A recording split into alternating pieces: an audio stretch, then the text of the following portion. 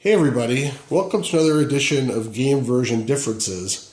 Here I have a game called Impossible Mission 2, which of course is a sequel to Impossible Mission 1, which unfortunately was never released for the IBM PC. It's primarily known as a Commodore 64 game, a very good game where you have to sort of explore a complex and get clues and get out and blow the place up. It's a pretty fun game, and this is the sequel, which was released for the IBM PC, and I have 2 copies of it, and as always, we're going to take a look and see what the differences are. Now, this is a little bit unusual because, in this case, the differences are pretty obvious when you look at it right away. I mean, these boxes look totally different, and, the first question I have is sort of, why? What's going on here? Even the title is different, and the font and everything, but here the title is Impossible Mission 2 with a number 2. Here it's Impossible Mission 2 with a Roman numerals 2. So they even changed the title, sort of. The box themselves are the exact type format of box, both published by Epyx. On the inside, you'll see that the inside of the box is sort of held in by more pieces of cardboard, but they're attached to the box. The same exact style of box, but they put a very different cover, and everything is different about it. The back is more similar. The colors obviously are different. The font is different. The number is different. The screenshots are also different, actually, which is interesting. But the text is pretty much exactly the same. The only difference here is that here the text is more spaced together, and here the text is more spaced apart. There's more white space. The other difference is that here we have the Epyx coding on the one on the left that says that it's a strategy action game, which Epyx used to do in all their titles. On this one, it doesn't have that. And here there's 4 screenshots, and here there's only 3, and they're a little bit different. But the text is pretty much exactly the same. The only real difference, aside what I pointed out, is the fact that if you look closely, you'll see that on this one here on the left, it says the screens are from the Commodore 64 128 version, and this is copyright 1987 Epyx. And this one on the right, the screens are from the Amiga version, and Impossible Mission 2 is a trademark of Epyx, copyright 1988 Epyx.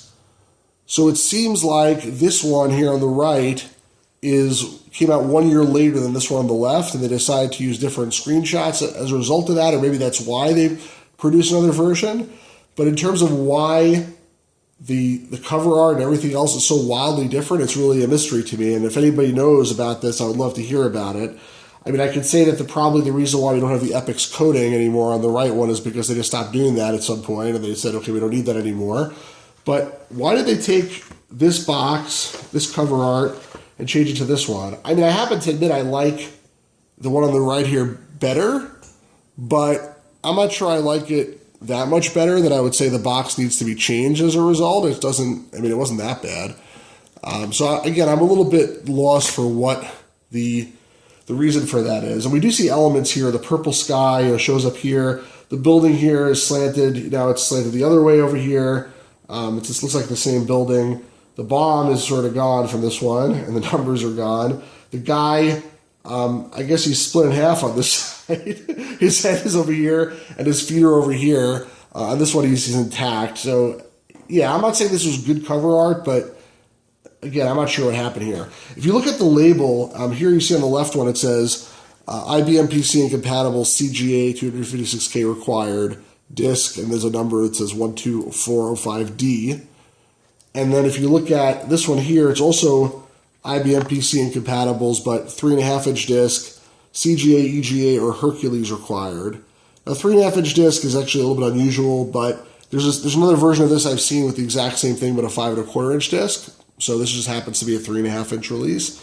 But the fact that there's CGA, EGA, and Hercules, I thought that might be significant.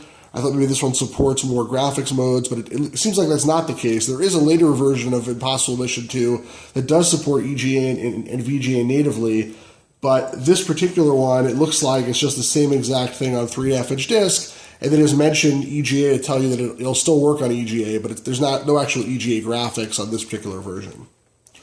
So let's open it up and see what's the differences of the contents inside. Aside from the fact the one on the left, you'll see the contents are a little bit dirtier, a little more worn. more well used, let's say, and the one on the right is a little bit newer. If you look inside, you see what I'm talking about before in terms of the boxes being held in place by the shape of the inside of the cardboard. That's how Epix did these style boxes. Inside, I have 5 1/4 inch disc and some other stuff there. And inside the one on the right, try to get this thing open without ruining it too much, I have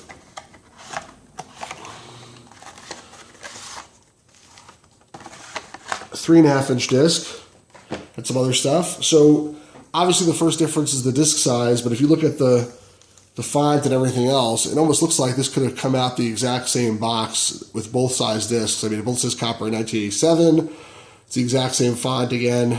Looks like no difference there, aside from the size.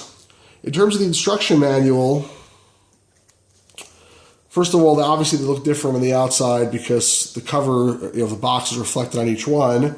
But they both say for Commodore 64, 128, Apple II, Atari ST, and IBM PC incompatibles.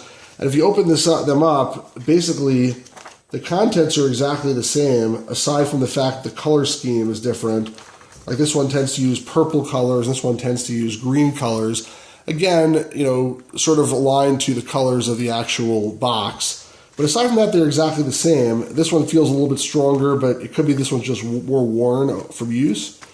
The only difference I've seen in the actual manuals on the back, actually, interestingly enough, first of all, you can see that this one on the left, which I think we've established is probably the earlier one, says here copyright 1988 Epix. So again, it's 1988 too, which is interesting. So they both say both 1987 on the discs, 1988 on the manuals, and the box one says 1987, one says 1988.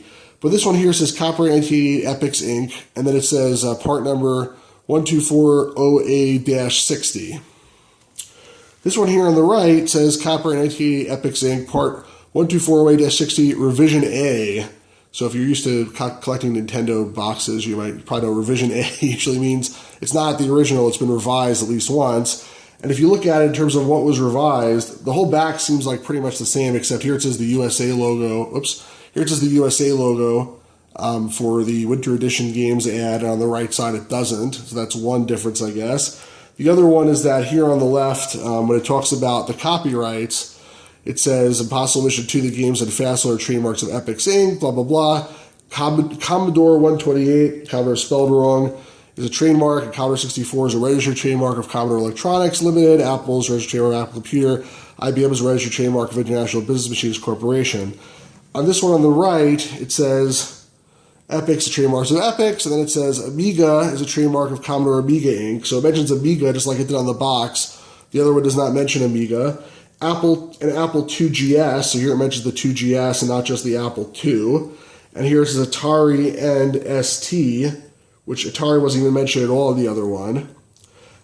So it seems like, again, this one is later. It's referring to later machines like the Amiga and the Apple IIGS and the Atari ST that the other one didn't refer to.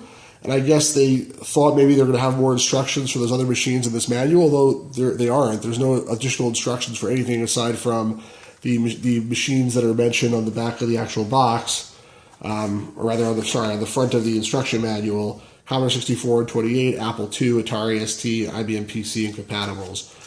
Actually, here they mention Atari ST also, but it's not mentioned on the back. So it's a weird inconsistency. Maybe they're trying to fix some problem that they found. But in any case, it seems pretty certain that this one here on the right is the later release because it says Revision A, and they've also fixed the typo in Commodore. They list some more things. But there is another typo that they didn't fix on either one. Here it says there's a 90-day period, and on the right here it also says there's a 90-day period. So I guess they didn't bother to fix that in either one. Or maybe they were just trying to speak in some nice dialect or something. Anyway, that's the manual. They then both come with a keyboard command card, which seems to be exactly the same. The only difference is this one here is on sort of, I guess, manual type paper, and this one is on thicker cardstock, but aside from that, it's exactly the same. There's no difference between them. And this one here came with a few other things that the other one didn't come with. There's an ad for an Epix joystick, which is very nice. I guess you could buy that if you want. And there's also a US Gold catalog. I guess Epix was distributing some US Gold stuff at the time. It looks like they came in the same type of box, just says US Gold on it. And there's an ad for some of these things here, but aside from that, no real difference. So there you have it. Those are the two releases. Again, it looks like the one on the right here is the later one. No idea why they changed it. If anybody knows, I would love to hear it. But good to know what you're getting when you buy stuff. In the meantime, have a good day, everybody. And again, Happy New Year.